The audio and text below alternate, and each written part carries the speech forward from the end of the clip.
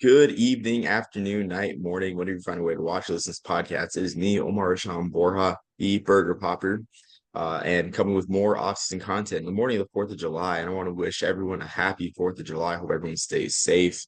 There's a lot of room for for accidents and everything, so I just hope everyone stays safe. But yeah, so we're coming at you live, or not live, but coming at you for during the 4th of July as we posted early next week. But I'm joined by a friend of the podcast who recently came on to talk about Navy football, talk about Service Academy football, and why we both enjoy Service Academy football, as well as our outlook for the 2024 seasons for our respective teams that we like. I'm joined by Nathan Dailey. Nathan, how's everything going? It's going good, Omar, and good to be on with you again. Yeah, no, it was a fun time last time. And so now we're going to talk about another aspect of Service Academy football that we both enjoy. We're going to talk about the triple option. And so, Nathan, I know that we want to talk about what we like about the scheme. So what are some to start off, what are some things that you like about the scheme as a triple option and things that drew you to liking Navy football? And anything else you might want to talk about the scheme? The thing I've always liked about the triple option, I like the old school mentality of it, just grind it out, smash mouth football. You got fullbacks. And I don't know why I like the setup of it. I think it's cool when you got the, you know, fullback in the backfield, two slot backs. I've always found the setup of it cool and just how it can just create a lot of problems for defenses. I mean, because you don't know who can have the ball, and I think it's fun to watch, and I think it's unique. And there's a lot of there's people out there that say, "Oh, nobody likes the triple option," and there's definitely people out there that find it boring. But I think there's plenty of people also that find it fun and enjoyable and that appreciate that style of football. Yeah, agree. And I am one of those people that enjoys that style of football. I think for me, what I like the most about it is the versatility of the scheme, where there's just so many different pieces you can fit in, and so many different ways for the scheme to be successful, at least on the ground. I mean, passing is a different story. I'm not going to act like the triple option is a great passing scheme, but there's just different ways. If you want to go power, you want to go with a close flex bone, use your two wide receivers almost as tight ends, close to the offensive line. You can do that. If you want to have a strong inside run game with the fullback, you can. And there's just so many. I guess there's so many different builds of fullbacks that can be successful. Like we've seen Navy have elusive fullbacks that are on the smaller side of things like Noah Copeland is one that comes to mind. We've also seen Army run triple option and have very heavy fullbacks have success like Jacoby Buchanan. And then this year we have Jake Rendina, another 260-pound fullback. And then if you want to get the ball out in space, excuse me, there's plenty of ways to get the ball in space to slot backs, whether it's running the actual triple option itself or running toss or running a rocket toss sweeps and everything. I just like the versatility of the scheme. And also too, like you don't always have to be running a flex bone to run a strong option scheme. For years, I guess for a couple years, in the early 2010s when I was younger, seeing Army run the T-bone. So that was an offense that was very strong in misdirection as an aspect of the option instead of just straight up triple option and whatnot. So I think it's just great how versatile the scheme can be. So that's why I enjoy it, honestly. And there's different ways. I guess there's different tweaks between each Service Academy's scheme. So I guess as we transition to that, Nathan, what are some things that you've noticed, I guess, in terms of differences with Army, Navy, and Air Force's scheme? Um, I feel like you know, try my best. Not the greatest with X's and O's sometimes with some of the stuff, but I'll give my best here. So I guess when I watched the three academies, I mean, obviously, Army this last year, they were becoming more of a shotgun option offense, which obviously now they're transitioning back to the, sounds like from what I'm hearing, they're transitioning back to the old offense. But, I know Army, they were kind of more of the traditional running up the gut for a while under Monken. I know Air Force has done some different things, with their offense. And then Navy's obviously, that they were especially I know 2019 they were starting to like do some more like add some passing elements, things like that. Um, but I mean, obviously now they're going to be doing more of this like wing T offense, so I'm really curious how that's going to go. But I feel like it just depends on kind of you know depend different they all kind of like it looks similar, but obviously they have different you know they have different elements of like styles of running or plays, things like I mean it varies. I mean it looks similar, but it can be different if that makes sense. So. Yeah, no, absolutely. I think for me specifically, I think I like Air Force's scheme and the fact that it allows the fullback to truly be that. I guess their philosophy is to have the fullback truly be the feature back. And the name that comes to mind for me is Brad Roberts, which I will always say that Brad Roberts deserved to get at least in the top 10, deserved to be in the top 10 of the Heisman voting in 2022 because he was absolutely amazing. He had over, I think, 1,600 yards for that Air Force team. And there was games where he would have 30, 40 carries. It was an amazing throwback, but his ability to his durability and it's just him being the feature back of that offense, rather than seeing that Army and Navy, like the fullback is not really the centerpiece. It's a key, of course, it's a key cog in the system nonetheless, but not exactly the feature back. So I like that about Air Force as well as the Air Force. Also, I feel like they're better at getting the ball to the edge because they run a lot of no fullback sets where the fullback's not behind the quarterback and you have two slotbacks and they'll run toss sweeps, they'll run misdirection from those sets. So I feel like they're great at getting their backs in space. John Lee Eldridge was amazing last year in space, an amazingly efficient running back, and he got a workout with the San Francisco 49ers. I don't think he'll make the team, but it's still great to see a Service Academy running back get get a look. It's been a while since the Service Academy running back has gotten a look in general from a NFL team.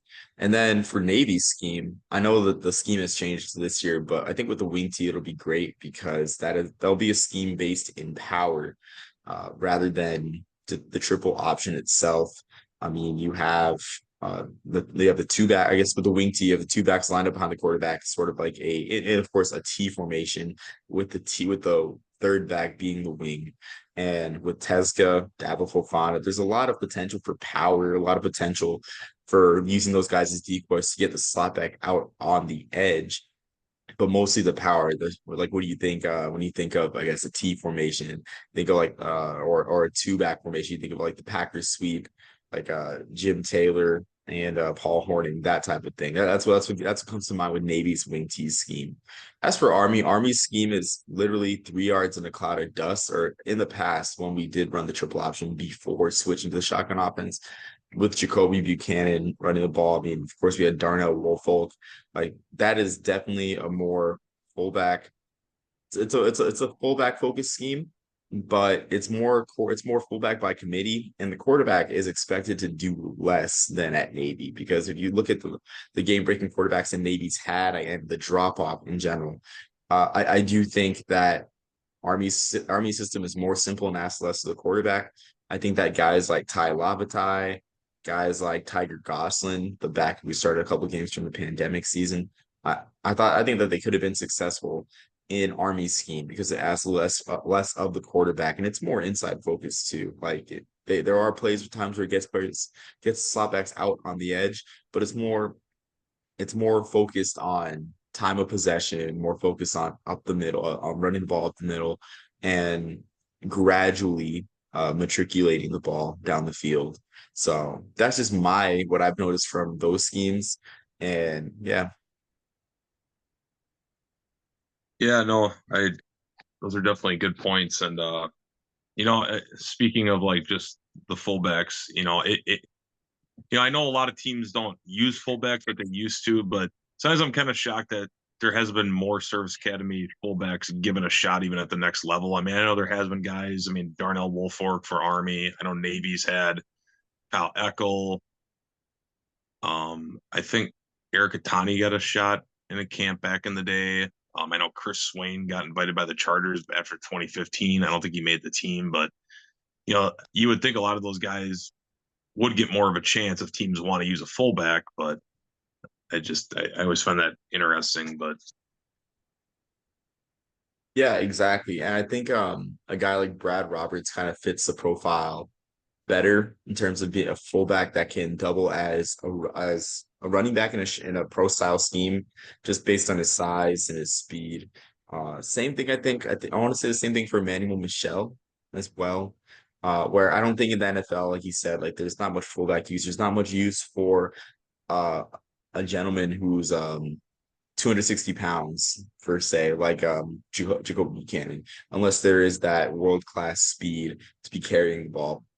I mean, there are some schemes that use big fullbacks like the Ravens, like Patrick Ricard, the Pro Bowl fullback, but that is a rare instance, and they found a way to fit him in that scheme. You can't see the same for most NFL schemes. So it will be tough sledding for fullbacks in the future, but for running backs, like guys like Emmanuel Michel, the Air Force scheme allows those guys to get a good amount of carries and become elusive in that scheme. And just looking back on the Air Force scheme, it's evolved over the years, but under Calhoun, Troy Calhoun, you had Chad Hall, who played for the Niners in the Super Bowl as a wide receiver. But Chad Hall was a guy that would get 200 yards a game, and he wasn't the fullback; he was a running back. Excuse me, and he was in a feature back position. So the or I guess Air Force's scheme has evolved the most over the years, but you still see you still see the same principles still there for Air Force's scheme. So I know you wanted to talk about schools that you think should run the triple option. I know I have a couple, and some thoughts as well on how they can adapt the triple option to their their programs. But what are some schools that you think should run the triple option, Nathan? the first one that comes to mind for me is Vanderbilt out of the SEC. I just think that with the with the academic requirements of the school, you know, and they're bottom tier of the conference, and I feel like they're a school that they've obviously had winning in their past. I mean, I remember we all remember the James Franklin era there. As far as I can recall, that's probably the most successful era I've seen in my life as a college football fan of Vanderbilt football. But they haven't had a lot of sustainable success. And I feel like, the thing that I tell people all the time, like with this offense, is the thing that why it's so great for even the service academies is because they're not going to be able to get the big linemen, or you're not going to be able to recruit to the level of a Notre Dame and Alabama, Georgia. So you're doing something different to level the playing field. And I feel like if you're a school like Vanderbilt, why not try this? I mean, you're not. Why try to be Georgia when you're not Georgia? Do something different. Do something that's going to set you apart. And it doesn't mean that you're going to win the national title every year. But hey, if it can get you consistently going to bowl games and maybe here and there competing for a playoff spot, hey, I'd be all for it. Yeah, I agree. I think Vanderbilt is a good one. I mean, for me, I think I want to say like a couple group of five schools that have not found much success in the past. One that comes to mind for me is Louisiana Monroe. I think I would love to see them run the triple option. I think that's a program that has a lot of I guess it's not administrative, but it's a problem. It's a program that has a lot of administrative obstacles in its way, with it being having the lowest budget in FBS, with their budget excuse me, their budget being much more in line with Southland Conference schools in the FCS. Of course, they were a former Southland Conference school before making the jump to then Division 1A in the 1990s. But I would like to see a program like Louisiana Monroe with the obstacles that they face, recruiting kids that run triple option in high school.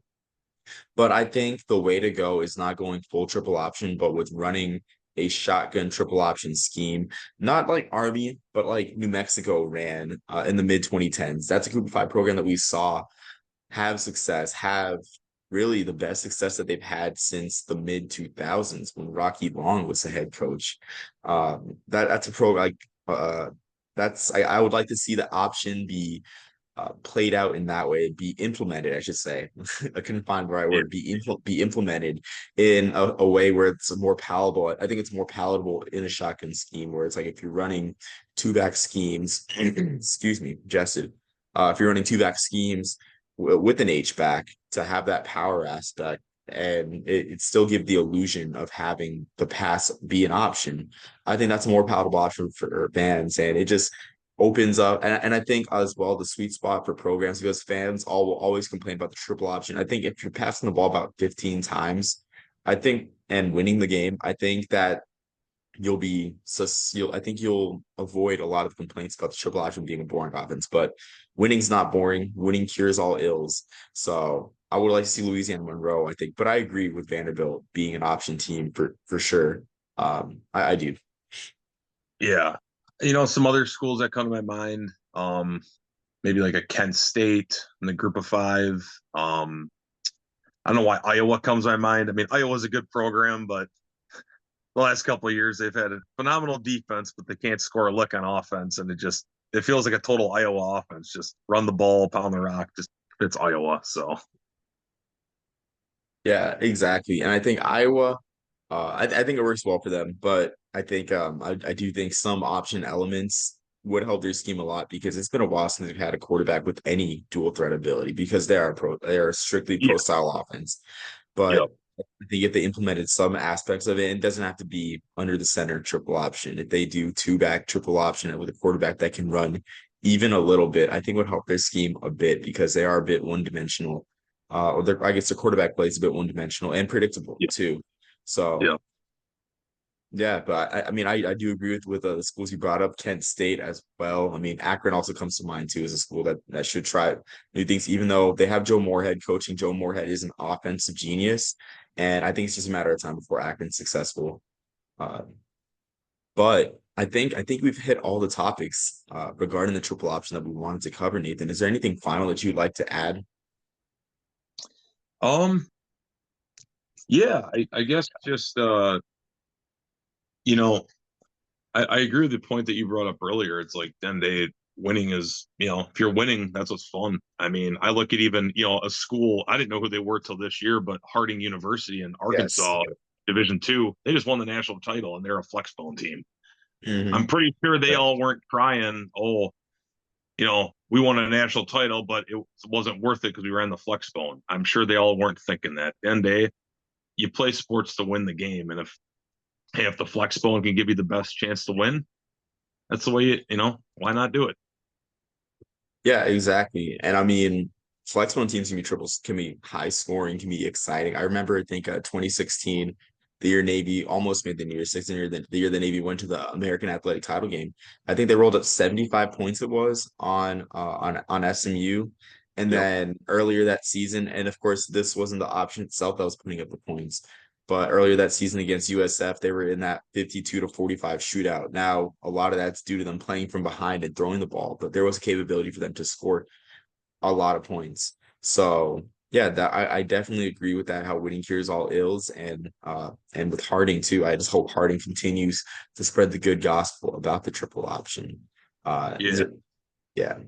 I was gonna, and I feel like at the lower levels of college football, you're seeing a little more like obviously, um, you know, former Navy assistant Ashley Ingram, he's the new head coach at Carson Newman, I believe it is, in Tennessee, and I'm hoping for great success for him. And I feel like a lot of those like, Division II lower levels of college football, you're seeing it, and I do hope that it can make a comeback into a Power Five or even more Group of Five. But unfortunately, a lot of these administrations, they're not really, it seems like they're not on board. But you know, I feel like there's ebbs and flows with the game of football, and you never know what can happen. And and I look at one thing that always kind of annoys me too. It's like people are like, oh, it can't work at a higher level. I'm like, I look at what Georgia Tech did under Paul Johnson. I mean, he had like three losing seasons out of his,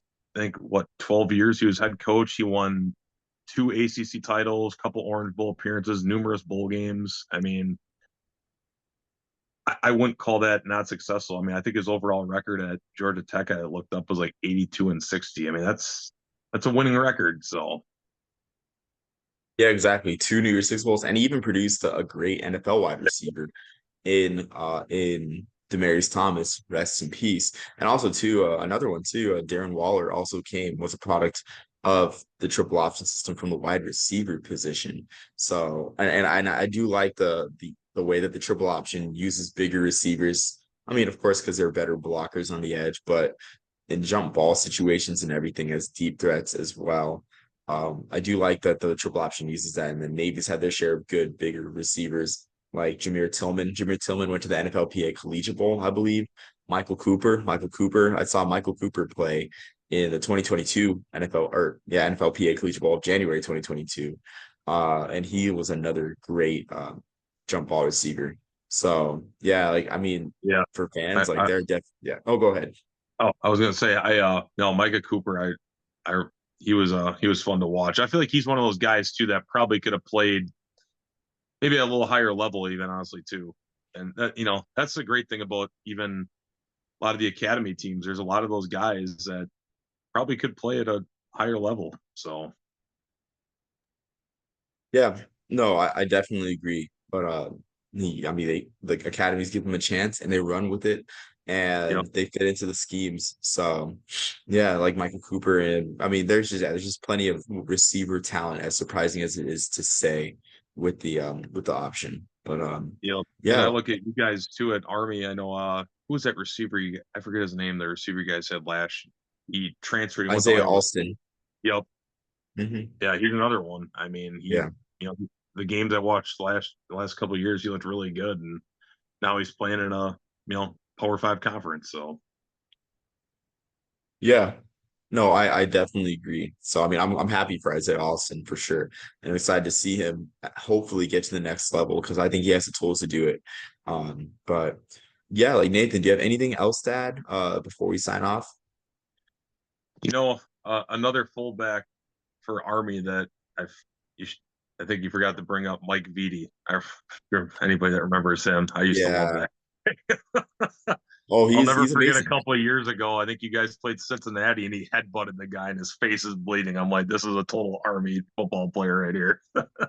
Yeah, he defines Army football player. If there's Army football player you want to get from Central Casting, it would be Mike Vitti. Mike Vitti was a fullback, and I think he would have been really good in a triple option scheme. But in the mid 2000s, he was recruited by Bobby Ross to play in their pro style scheme. So, I mean, that's a big what if. What if Mike Vitti played in a triple option scheme? But sadly, he did not. So Yeah. No, he was I remember he was a beast. I remember like reading an article, maybe I was hearing all these stories about that guy and it just he was totally defined an Army football player, I feel like. And I know now he's coaching with you guys, which is really cool to see. So yeah, exactly. So, I mean, yeah, it's a big what if, but I'm glad that he is still with Army program, just coaching and just being a great, just I guess truly characterizing and embodying the West Point football culture, what it means to be a West Point football player. Um, but yeah, like Nathan, is there anything else you like to add? um, I guess just I'm looking forward to the season coming up here. It's crazy to think we're only a month away and also excited for the new NCAA football game to come out here soon. It looks awesome and should be a lot of fun to play it. So Yeah, I do agree. Yeah, no, I'm excited for both. And then I'm not sure if you saw yesterday, I saw a ranking of running backs, I guess what comes to mind, that had Kanye Udo as the 13th best running back in the AAC for Army, and then Alex Teska got love as the sixth running back. So I'm sure you are happy to hear that. I'm not so much about yeah. Udo because I think Udo is a great feature back, almost like a Brad Roberts type fullback. I'm excited to see what they do with him in this option scheme. But yeah, I mean, do you have any thoughts about that? Just remember that. About the rankings of those two. Yeah, about Tezuka Yeah. being regarded so highly and then Tanya Udo not so much. Um, you know, I don't disagree with you. I think, he could, uh I think that both deserved a ranking. I mean, but your guys's guys could have been a little higher, I feel like, but part of it too, probably. I mean, Navy's been in the conference for a while, so they're more familiar with Tesca, and you guys, obviously Army's got some proving to do in the league. But I'm excited for Army to be in the AAC. I think it's, as much as I would like to see Navy and Army both be independents, I get it's just not, the landscape's changed so much. It's just not really feasible anymore unless you're Notre Dame. But um, Yeah. I think it's going to be fun to see how you guys do, and I think I think it's going to be great for both schools, and you know, I am curious too to just see how you know, kind of how the long term goes for both schools. I mean, there's still a lot of academy football fans that think, oh, like the academies shouldn't be in a conference, and I I disagree, and I think that Air Force has proven that an academy can consistently win in a conference. I mean, Air Force has been in a conference longer than both Army and Navy, and they're Yeah. competitive every year in the Mountain West. So Yeah, exactly. And I think the key to the Air Force's success, or is why they one of the reasons why they are successful. I think the regional nature of the conferences they've been in, the WAC, the Mountain West, I think that's been a big impact for that, compared to the American being more national, more I guess having more of a geographical landscape where um there are different recruits. Like they're having to compete with Texas schools. Normally, where Navy would have the advantage, or I guess the Service Academy would have the advantage of recruiting in Texas compared to a Northeastern school. Like they're having to compete against UTSA, Rice, North Texas, even Tulsa for recruits in the region near those military bases. So I think that's part of why Navy's kind of struggled. And I guess the same applies like if they were in a Northeast Conference, like I feel like they would have less competition recruiting Florida recruits with there being the prevalence of naval bases in Florida. So I think that's part of it, but we'll only see. I mean, I would love to see both academies, both Army and Navy, be successful in the American. And I don't think it's an impossibility. I mean, we've seen it before with Navy. So I think brighter days are ahead, but we will just see. yeah, no, I agree. You know, I feel like if Navy can get the quarterback situation figured out, I think they got a good chance to, you know, not saying win the conference, but I think be competitive, go to a bowl game. I mean, last year they had a lot of games that they should have won. I mean, I look at even Memphis last year. I mean, they were winning that game until the end of the game, and they could have ran away with it. And a lot of it just came down to offensive struggles. I mean, I love our defense with PJ Volker and Brian Newberry, and we got a lot of guys coming back on that side of the ball. So should be should be interesting.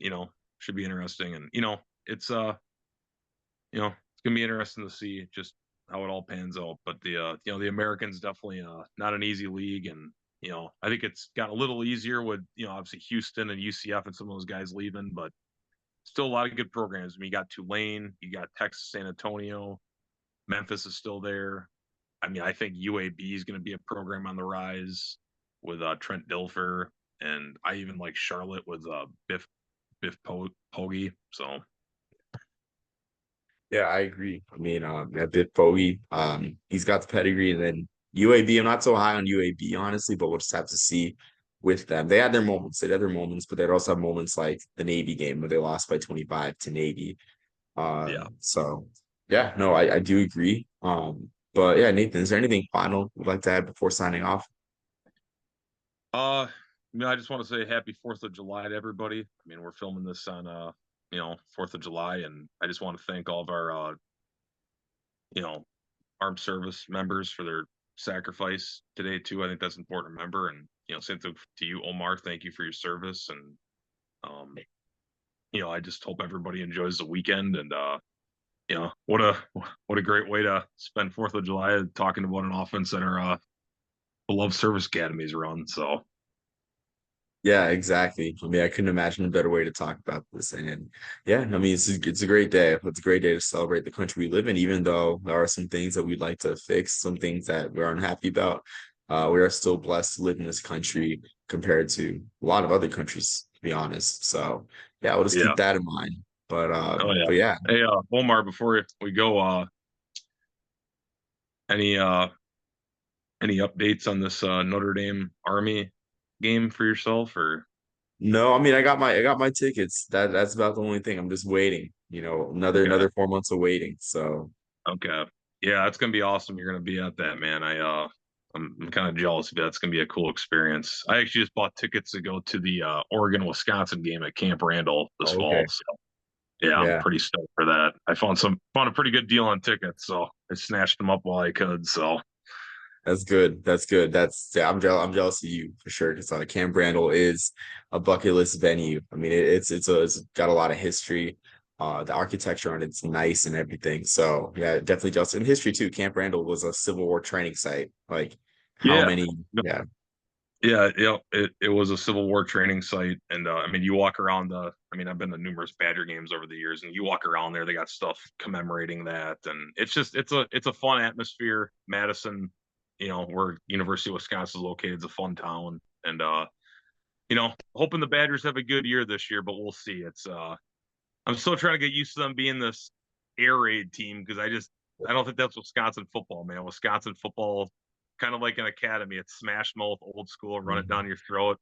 I just said that fits the mold of the state, but trying to be optimistic and hoping Luke Fickle can get it back to being what it's been.